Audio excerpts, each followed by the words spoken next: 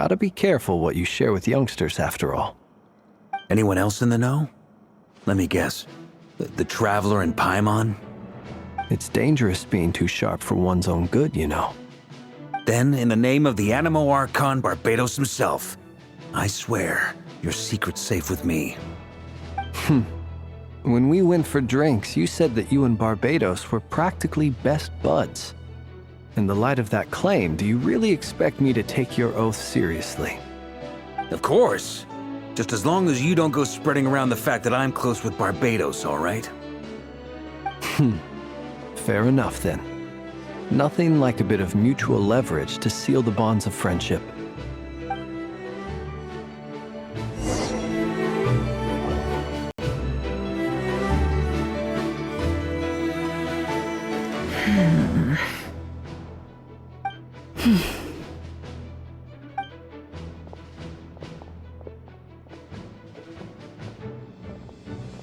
Ah, Miss Nefer. You made it after all. But what about Yehoda? I'm here to give you an update on how things are going on our end. Once this is over, I'll be heading straight back to continue my work.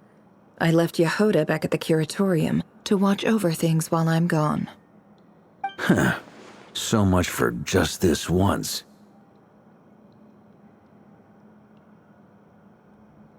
Shh! Not so loud! We're on a roll here. What if she remembers and suddenly decides to back out?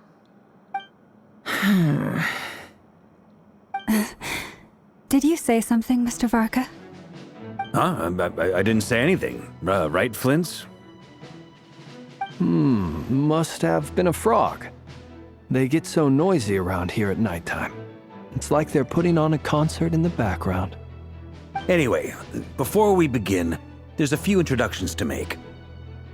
Let me start by saying that it's an honor to be speaking before so many distinguished colleagues and collaborators. First up, we have Miss Lauma.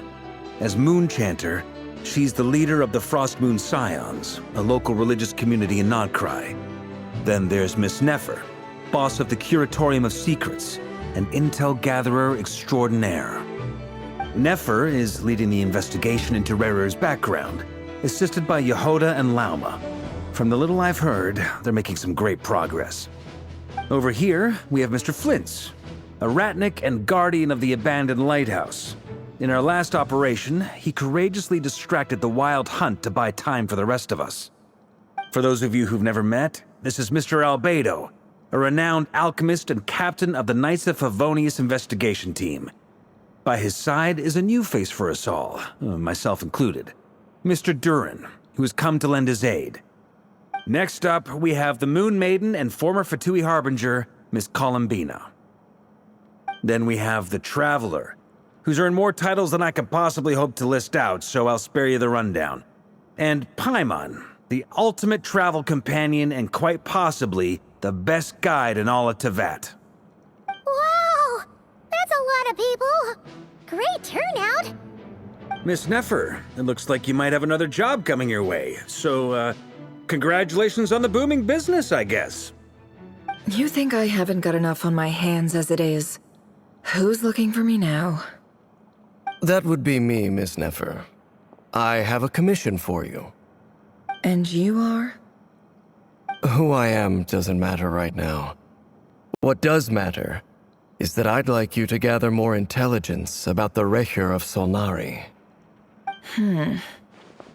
Well, it's not as if we never take on anonymous commissions. But in your case, I'll have to decline. I'm gonna take a wild guess and say your job's probably more hassle than it's worth. Something about you seems like bad news. It's my eyes, isn't it? Conrian, I assume. And what's with the mask? Are you trying to hide your identity? In any case, the fact that you're even still alive raises an awful lot of questions for me. My name is Dainsliff. And yes, I am from Conria. As I'm sure you're aware, the Recher of Solnari's real name is Rerir. He was once an acquaintance of mine. Really? Then you must have been quite an influential figure yourself. You flatter me, but none of that matters anymore. My point was simply to clarify why I have asked Miss Nefer to investigate Rerir's background. So you're both from Conria, and it sounds like you used to be friends? What am I missing here? Surely you already know how he became one of the Five Sinners. I'll tell you everything I know. The history of Conria, the names and identities of the Five Sinners. I remember it all like it was yesterday. I have never spoken openly of this before, but the truth was exactly as people say. The Five Sinners were each driven by their own desires, and it was by playing upon these that the Abyss tempted them to their fall, tearing Conria apart in the process. The visionary, Vedifenir, who wished to foretell the future. The wise, Haroptatir, who sought limitless knowledge. Gold, Rhindaughter, who desired to create life. The foul, Surtologi, who pursued supreme strength. And last, but not least, Raker of Solnari, Rerir, Ravager of the Moon. Of the five, Rerir is the only one who remains a mystery to me. He never harbored grand ambitions, so what changed in the space of a single night? How did he come to fall like the others? In other words, you're saying that his change came as a shock to you, and you have no idea what actually happened?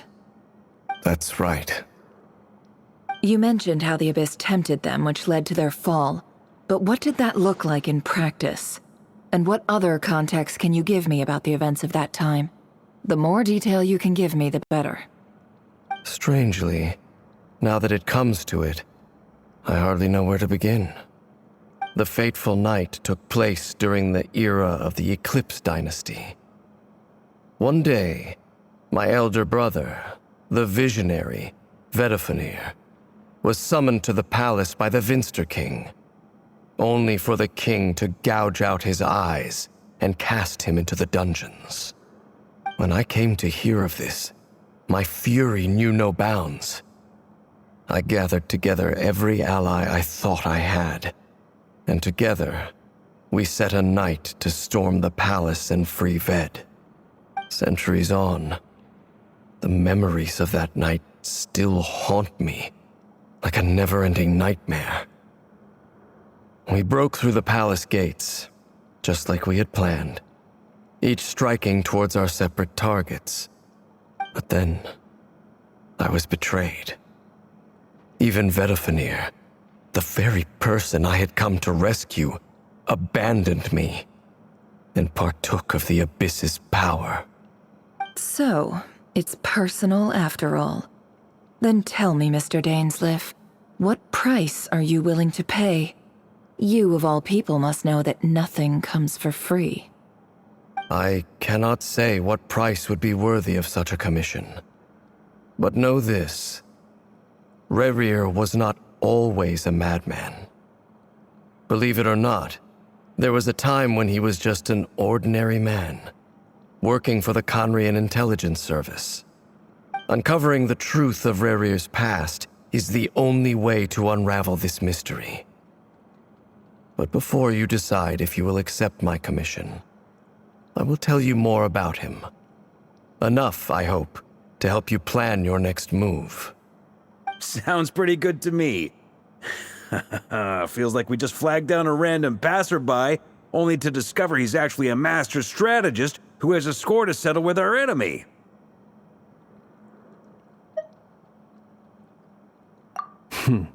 Can I borrow your halo? It could be useful in the lighthouse. Hey, enough with the wisecracks! Besides, isn't that lamp of yours bright enough already? Relax. It was meant to be a compliment. If that was a little over the top for your liking, I'll make sure to tone it down next time. I'll give your proposal some serious thought, Mr. Dainsleif. Let's speak in private once the meeting is over. Before that, there's a few things I'd like to share. '" '" '" '" '" '" '" '" '" '" '" '" '" '" '" '" '" '" '" '" '" '" '" '" '" '" '" '" '" '" '" '" '" '" '" '" '" '" '" '" '"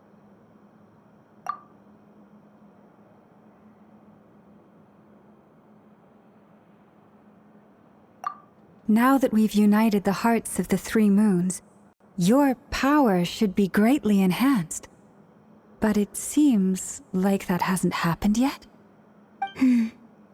I believe it will take a little longer. You've done so much for me, so I want to be completely honest with you all. Even though I'm doing a lot better now, the truth is, my recovery will likely be an ongoing process. From the moment I was born, my power has been slowly ebbing away. And that is because Tevat has never accepted me. Even with the moons united as one, it seems my rejection cannot be undone. So far, I have yet to find a solution. It may turn out to be a problem that will plague me until the day I finally leave this place behind. Even so, I will do everything in my power to help you drive out the Ray here of Solnari. As Arlecchino put it, this is not about chasing the spoils of victory. It's just a gesture of heartfelt gratitude. Kutar.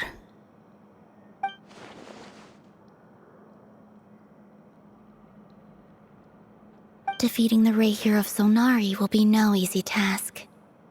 While my strength slowly recovers, we'll also need to gather more intel. Naturally. We should take all the help we can get if we hope to defeat him. We've considered several viable plans now, but our choice hinges on the answers to a few key questions. Is it even possible to kill Rerir? What experiences shaped the person or monster he became? And what's he really after? Given Albedo's expertise in alchemy, I think we should leave him to try and answer the first of these questions. Understood. As for the other two, I'm afraid we'll have to count on you again, Miss Nefer. Believe me when I say it's not my wish to burden you. But right now, relying on your skills is our only option. So you're placing all your hopes on me, huh? We can't thank you enough for agreeing to help us. Honestly, I can hardly believe how lucky we are. You sure have a talent for changing your tune, Miss Moonchanter. Timid like Yehoda one moment, then flinches insincere flattery the next. Ladies, please. I must object to your portrayal of me. That's all. Feel free to keep bickering. Just pretend I'm not here. I almost don't want to leave this room. I'm curious to see how this plays out. I have faith in you, Miss Nefer. Something tells me you'll stand by us until the very end. Oh? And what makes you so sure of that? What if I suddenly decide that my compensation is insufficient? This isn't about the money. I can sense that you've got a deep-seated distaste for Rerir. And knowing you, that alone is motive enough. Look at them getting along so well. Like two peas in a pod. And I'm the one they accuse of insincere flattery. There is no justice. Miss Lauma, you have to understand something. Unlike you, I don't actually enjoy having everyone's hopes on my shoulders. Is that right? Well, maybe the fact that I'm willing to put my hopes in other people says more about me than you. But the fact is, I also trust you.